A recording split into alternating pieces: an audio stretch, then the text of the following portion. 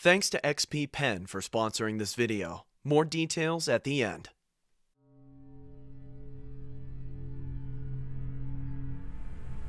A cool breeze crept through the valley outside of Telluride, Colorado, as my friends and I unloaded the truck parked on the dirt driveway. We had recently started renting an old mining house built in the early 1900s. Most of the home had been renovated over the years, but there were still glimpses of what the house used to be. The exterior of the home was painted a bright yellow and adorned a blood-red door. The yard was abundant, with lush green grass, minus the few brown patches that littered the ground. In the corner of the yard sat a dilapidated gazebo, filled to the brim with landscaping equipment. I stood facing the house, admiring the quaint ambiance it seemed to exude. I felt something hit my back and spun around. My brother, William, was standing behind me with a box under his right arm. "Let's pick up the pace, we don't have all day," he said, with a little annoyance masked in his voice. Yeah, I responded, and started walking to the back of the truck. My other two friends, Elijah and Leon, were in the process of stacking some boxes on a dolly. "Hey man, take this to my room," Elijah said, as he handed me a large box. I resituated it in my arms and gripped it. As I did so, I could hear glass clanging inside, and a strong, familiar odor starting to leak out. "Hey man, be careful," Elijah snapped. "If you ever want to smoke again, I'd highly advise you to take it one step at a time there, champ." "Maybe if you didn't throw everything into one single box without bubble wrap, then you wouldn't have an issue of something breaking, Elijah," Leon responded. Elijah's eyes widened, as if he had just figured out the secrets of the universe. I laughed, turned around, and proceeded into the house. The floorboards creaked as I stepped onto the warped living room floor. I surveyed my surroundings of the old rustic home as I headed to Elijah's bedroom. Only 2 interior rooms had been renovated in the entire house, one being the kitchen, which had marble countertops and new appliances, the other being my room. I was the one who found the home on the market, so respectively I had first choice of which room I wanted to claim as my own. The other rooms, on the other hand, were still the same as they had been since the early 1900s, with dreary wooden floorboards and old chipping paint. "Dude, what the hell?" William yelled from upstairs. I quickly climbed the narrow stairway to find my brother in his room.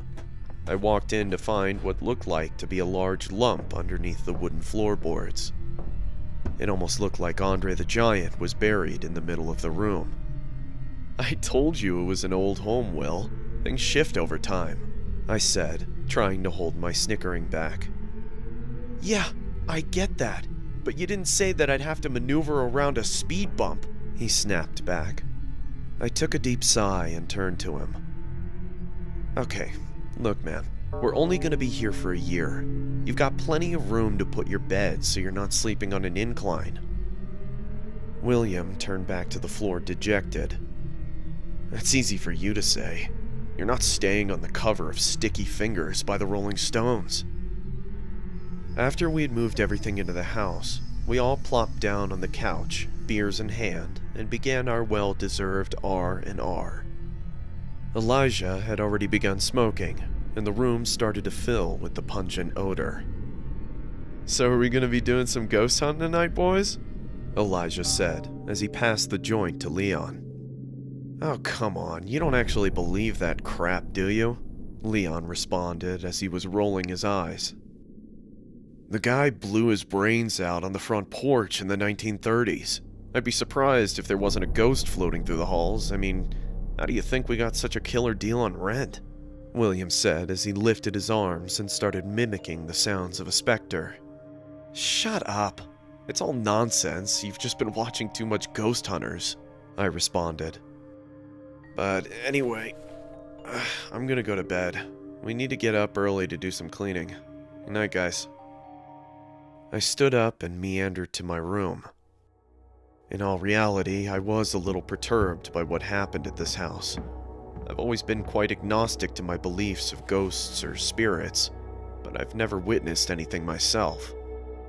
The rent was super cheap for an entire house, and I wanted to save some money for a trip outside of the country. I pushed the fact that someone had ended their life to the back of my mind. I wish things would have turned out much differently.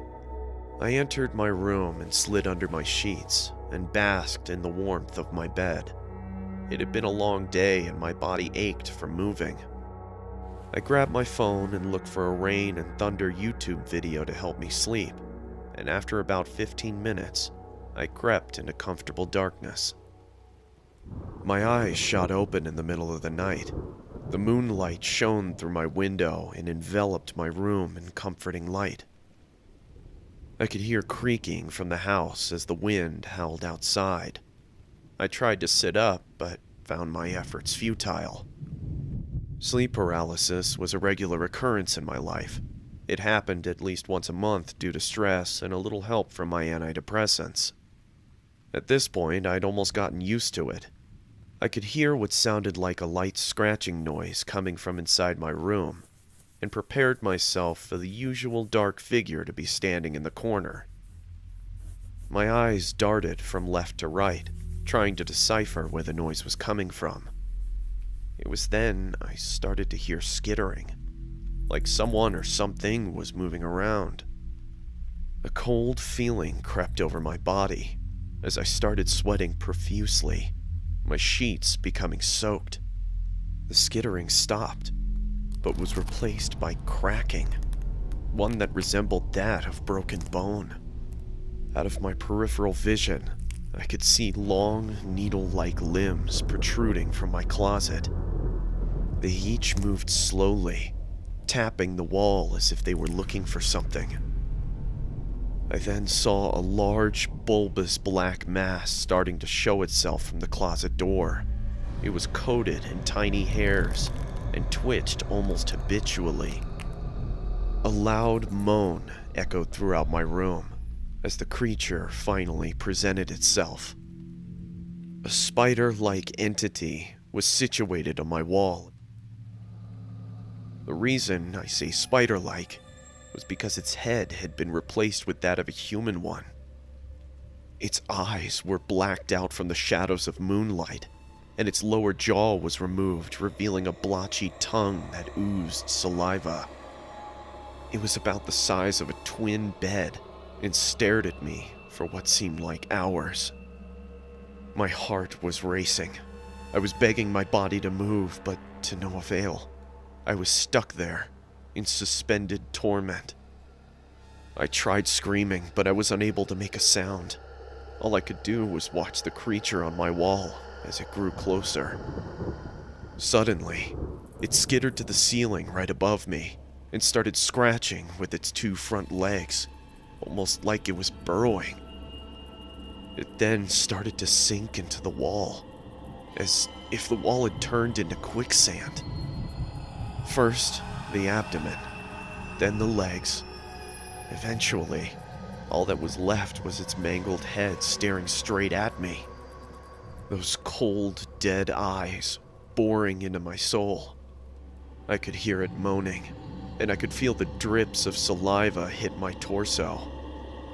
The creature then let out an inhuman roar and vanished into my ceiling. My body was finally released, and I jolted out of my bed screaming.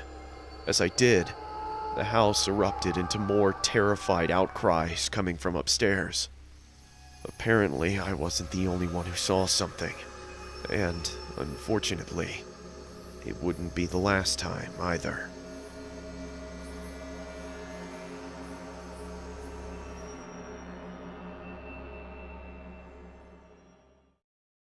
Thanks to XP Pen for sponsoring this video and sending over their new Artist 22 2nd Generation tablet. The Artist 22 2nd Generation has improved on the old model in every way, with a higher color accuracy screen, more precise pen, and a USB-C, so you can connect to your PC or Mac without adapters. The Artist 22 2nd Generation features a 21.5-inch 1080p screen, an adjustable stand that can tilt from 16 to 90 degrees, and a battery-free pen, so no more worrying about charging. Llama Arts uses XP Pen products every day and has a positive experience with all the tablets she's used. If you're looking for a new tablet, check out the Artist 22 2nd Generation and the rest of XP Pen's range in the link in the description below. Thank you for sticking around to the end of the video. If you would like to support the channel, check out the merch link in the video description.